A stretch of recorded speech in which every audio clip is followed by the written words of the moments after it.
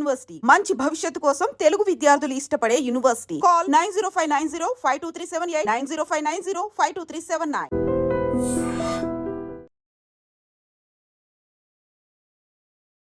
అందరికీ నమస్కారం. నేను Swaroopa Potlapalli. Welcome to trending topic.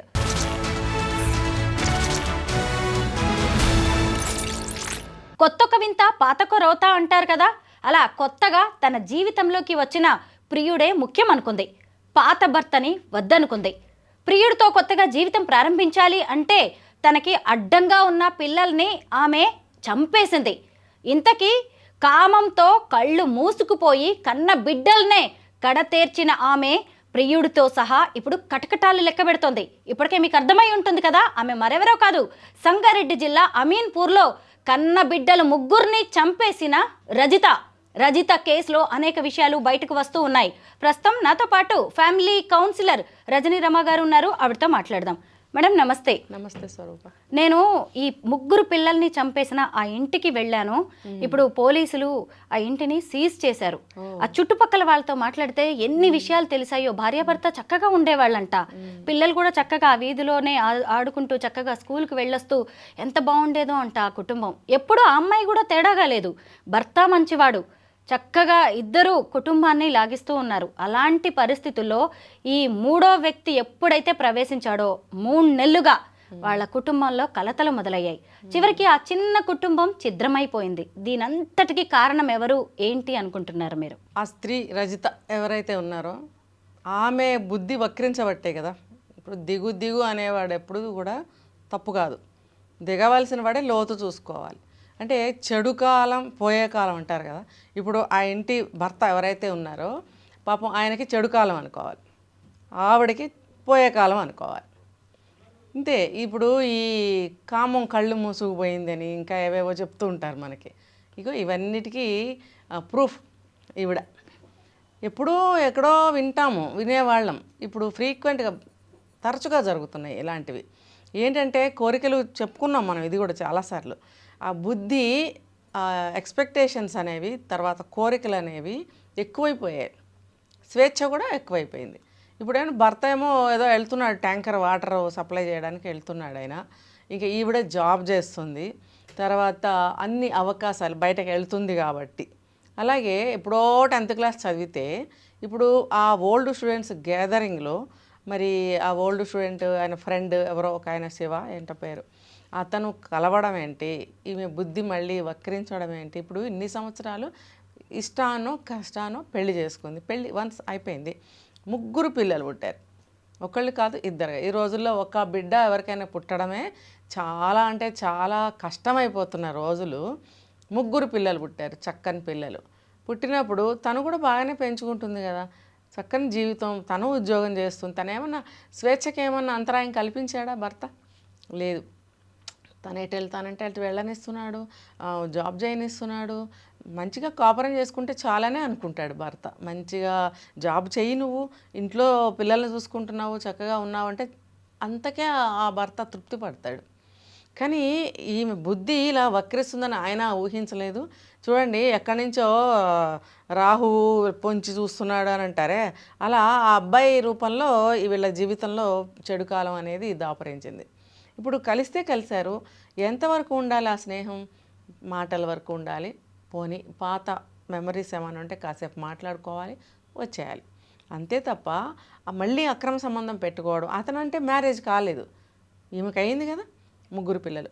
ఇంకా దీనికన్నా ముందు చెప్పాలంటే ఈమెకి ఎర్లీ మ్యారేజ్ చేశారు, ఓకే. అది కూడా ఆమెకు తగిన వయసు తనతో చేయకుండా పెద్ద వయసు ఆయనతో చేయడం అనేది ఒక తప్పే. అది తప్పు అయినంత మాత్రాన ఇప్పుడు ఇంకొకరితో సంబంధం పెట్టుకోవడం కరెక్ట్ అని నేను 1% కూడా నేను చెప్పను. నువ్వు ఇప్పుడు 30 years క్రాస్ అయిపోయిందని 3 పిల్లల తల్లి అయ్యావు. ఇంకా నువ్వు వృత్తిపరంగా ఒక టీచర్ అనేవాళ్ళు ఎప్పుడు కూడా బుద్ధులు నీతులు చెప్తూ ఉంటారు. మరి ఈవిడ బుద్ధి ఏమైంది, నీతి ఎక్కడికి పోయింది? నీకు 3 పిల్లలు ఉన్నారు, స్కూల్లో అందరూ పిల్లలే ఉంటారు, ఒక 50 మంది పిల్లలు.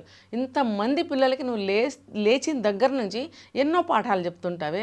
మంచిగా చెప్తారుగా టీచర్స్ అనేవాళ్ళు. ఇలా ఉండకూడదు, ఇలా ఉండాలి, ఇది చేయకూడదు, ఇది చేయాలి, అటు వెళ్ళకూడదు, ఇలా తల్లిదండ్రులు చెప్పిన మాట వినాలి, ఇలా అన్నీ మంచిగా చెప్తుంటారు. మరి ఈవిడ బుద్ధి ఏమైంది? చెప్తారు చూడండి, మీరు అన్నారు ఆవిడ చాలా మంచిదట, నేను ఇంటికి వెళ్ళాను అని. భర్త కూడా చెప్తున్నాడు ఆయనకి ఎంత ఇష్టమో ఆ భార్య అంటే, ఎంత నమ్మకమో. అయితే ఇక్కడ పూర్తిగా మనం ఆమెను తప్పుపడుతూనే ఉన్నాం. ముఖ్యంగా అందరు తప్పుపడుతున్నది ఎక్కడ? ముగ్గురు పిల్లల్ని చంపేయడం దగ్గర. మీరు నేను అసలు ఎవ్వరు కూడా అసలు ఆమెకి చేతులు ఎట్లొచ్చాయో కూడా అర్థం కావట్లేదు. అయితే ఏంటంటే ఇప్పుడు ఆమె ఇంటర్ సెకండ్ ఇయర్లో ఉన్నప్పుడే పెళ్ళయిందంట ఇతనితో, రెండో పెళ్లి. ఇతనికి ఆమెకి 20 ఏళ్ల గ్యాప్ ఉంది. ఆ వయసులో ఆమెకి ఆ పెళ్లిని నో అనడానికి ఏమీ కారణాలు కనిపించకపోవచ్చు, కుటుంబ పరిస్థితులు కావచ్చు, లేదంటే ఇంకో ఆప్షన్ లేకపోవడం, అట్లా అయ్యి ఉండొచ్చు. తర్వాత ముగ్గురు పిల్లలు పుట్టారు. ఇక్కడ ఇంకొక విషయం మాట్లాడుకోవాలి. తల్లిదండ్రులు ఇలా 2 ఎకరాలు రాసిచ్చారు అనగానే ముందు వెనక చూడకుండా పెళ్ళిళ్ళు చేసేస్తూ ఉంటారు. కానీ ఈ వయస్సు గ్యాప్ అనేది రేపు ఇలాంటి దారుణాలకి దారితీస్తుందని ఊహించట్లేదు. ఖచ్చితంగా. అయితే మీరు చెప్పిన పాయింట్ కరెక్ట్. అయితే ఈ అమ్మాయి పెళ్లి చేసుకునేటప్పటికి అతను కూడా యంగే కదా. ఈ అమ్మాయికి 17 ఏళ్ళు, అతనికి అప్పటికే ఇంకా 20 ఏళ్ల గ్యాప్ అంటే చూడండి. ఓకే, ఉంటుంది. కొంచెం ఎంగేజ్ అని చెప్పుకోవాలి. ఇద్దరు మంచిగా కాపురం చేసుకున్నారు, ముగ్గురు పిల్లలు కూడా పుట్టారు. పుట్టినప్పుడు అతనితో జీవితం నీకు బాగుంది కదా. బాగున్నప్పుడు నువ్వు ఎందుకు ఇంకొకరితో వెళ్ళిపోవాలి? ఫ్రెండ్షిప్ అయితే మాట్లాడుకో, ఎప్పుడైనా కలుసుకోండి, సంబంధాలు ఎందుకు పెట్టుకోవాలి? ఇది మళ్ళీ ఆ ముగ్గురు పిల్లల్ని వదిలేసి వస్తే వాళ్ళు లేకపోతే జీవితంలో నిన్ను పెళ్లి చేసుకుంటా అన్నాడంట. అసలు ఈ వ్యక్తి గురించి మనం మాట్లాడాలి.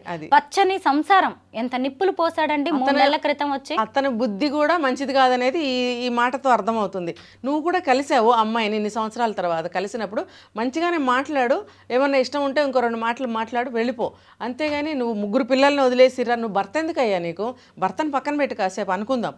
పిల్లలు ఉన్నారు కదా, ఆమె వయసుకు తగ్గ పిల్లలే కదా, ఆ పిల్లల్ని వదిలేసి నువ్వు రా అని అనటం అనేది 30 ఏళ్ల వ్యక్తిగా అతను చాలా పెద్ద తప్పు చేశాడు, నేరం అని కూడా చెప్తాను నేను.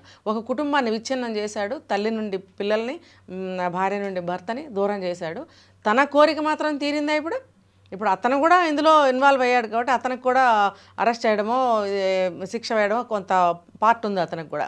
ఇప్పుడు అతను 30 ఏళ్ల వ్యక్తి, అన్నీ తెలిసిన వ్యక్తి, అతను ఇలా ఈ అమ్మాయిని అటువైపు లాక్కు వెళ్ళడము, పెళ్లి చేసుకుందామని అనడము, ఇదంతా కూడా అతను చేసిన ప్రథమ తప్పు. అయితే ఈ అమ్మాయిది తప్పు కదా వినటం అనేది చెప్పేవాళ్ళు చెప్తారు. తన బుద్ధి ఏమైంది? తను కూడా ఆలోచించాలి. ఒక టీచర్ అండి, మామూలు ఆర్డినరీ కూడా కాదు.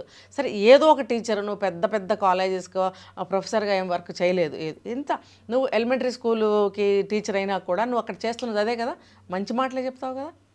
మరి ఇక్కడ ఏమైంది నీ బుద్ధి? కాబట్టి తను కూడా ఆలోచించుకోవాలి. తను చేసింది చాలా పెద్ద. ముగ్గురు పిల్లలు వస్తారు, వాళ్ళు ఊపిరాడకుండా చేసి చంపేసింది. అందరూ పెరుగన్నం తినటం వల్ల అని అన్నారు. అంటే ఇన్వెస్టిగేషన్స్ ఉంటాయి, తర్వాత బయట పడతాము మనం, మనకి శిక్షలు పడతాయనే జ్ఞానం ఉండాలి కదా ఆమెకి. ఇది ఇంగిత జ్ఞానం లేదా? మైనర్ ఏం కాదు కదా, ఇదన్నా ఆలోచించుకోవాలి కదా. ఇప్పుడు లైఫ్ మొత్తం పోయింది కదా. పిల్లలకి అంత్యక్రియలు చేయడానికి తీసుకువెళ్తుంటే చివరి చూపు చూడడానికి కూడా రాలేదంట రజిత. ఎలా వస్తుంది? తన చేతులతో తను చంపేసింది కదా. అయితే ఇప్పుడు వీళ్ళకి ఎంత పెద్ద శిక్ష పడుతుందో చూడండి. మొన్న అడ్వకేట్ గారు కూడా ఆమె భర్తతో మాట్లాడడం అనేది జరిగింది. ఆ చెన్నై అనే ఆయన అయితే డిమాండ్ చేస్తున్నాడు, అసలు నా పిల్లల్ని చంపడం ఏంటి, వాళ్ళని ఎన్కౌంటర్ చేయాల్సిందే అని. ఇప్పుడు ఇందులో పాక్సో కేసు కూడా ఉంది కాబట్టి ఆ చట్టం గనక అప్లై అయితే ఇంకా ఆమెకేమో ఉరిశిక్ష, అతనికేమో జీవిత ఖైదు పడే అవకాశం ఉంది అంటున్నారు. అసలు వెళ్ళిపో, నీకు అంతగా కావాలంటే వెళ్ళిపో. పిల్లల్ని ముగ్గురిని చంపడం ఎందుకు కదా. 3 నేరాలు చేసినట్టు ఇండివిజువల్గా చూస్తే, 3 ప్రాణాలు తీసింది, 3 హత్యలు. మరి ఎలా బయటపడుతుంది ఆమె? భవిష్యత్తు గురించి కనీసం ఆలోచించలేదు. అతనితో కలిసి జీవించవచ్చు అనుకుందే గానీ తను చేస్తున్నది ఎంత పెద్ద నేరం, అది రేపు దొరికిపోతే ఏంటి అనేది పర్యవసానాలు ఆలోచించు. ఇప్పుడు అసలు లైఫే లేకుండా పోతుంది కదా. ఉన్న లైఫ్ పోయింది, అది అసలు ఉండదు. తను కోరుకున్న లైఫ్ అసలు ఉండదు, ఉన్న లైఫ్ పోయింది. పైగా అసలు సమాజాన్ని ఫేస్ చేయడం, అసలు ఏ తల్లిదండ్రులైనా ఎవరైనా బెయిల్ ఇవ్వడానికైనా వస్తారా? చాలామంది చెప్తారు చూడండి, భర్త ప్రేమగా చూస్తే చాలు ఏం లేకపోయినా ఉండొచ్చు. అతను భర్త ఎంత బాగా చూసుకుంటున్నాడండి, ఏం లోటు చేశాడు తనకి. అతనితోనే ఉన్నావు కదా, 3 పిల్లల్ని కన్నావు కదా, నువ్వు చక్కగా జాబ్ చేసుకుంటుంటే చేసుకొనిస్తున్నాడు కదా, నీకేం బాధ వచ్చింది, ఏం లోటు జరిగింది ఈ పని చేయడానికి? కేవలం ఆ ఒక్క విషయమేనా? కంపారిజన్ అనేది ఇక్కడ.